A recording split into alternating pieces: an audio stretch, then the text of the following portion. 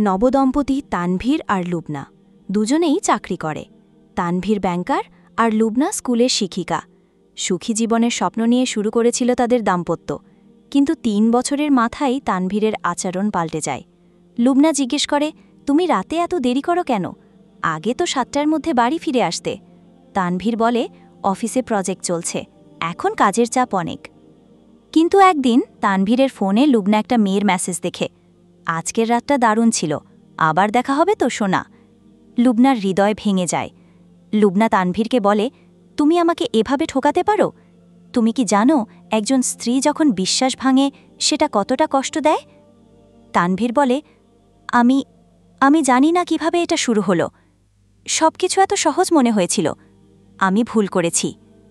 লুবনা বলে, ভুল করেছ? এটা ভুল না, এটা বিশ্বাসঘাতকতা। লুবনা সংসার ছাড়ার সিদ্ধান্ত নেয়। তানভীর অনুতপ্ত হয়, অনেক চেষ্টা করে, কিন্তু সম্পর্ক আর আগের জায়গায় ফেরে না।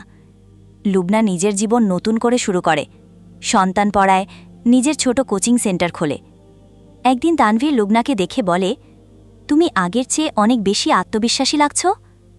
লুবনা হেসে বলে, আমি ভেঙে পড়েছিলাম, কিন্তু নিজের জন্য বাঁচতে শিখে গেছি। শিক্ষণীয় কথা, পরকীয়ার আগুনে কেবলই মুহূর্তের উত্তাপ থাকে, শেষে থাকে শুধুই ছাই। যে মিথ্যার ওপর সম্পর্ক দাঁড়ায় তা চিরকাল টিকে থাকে না।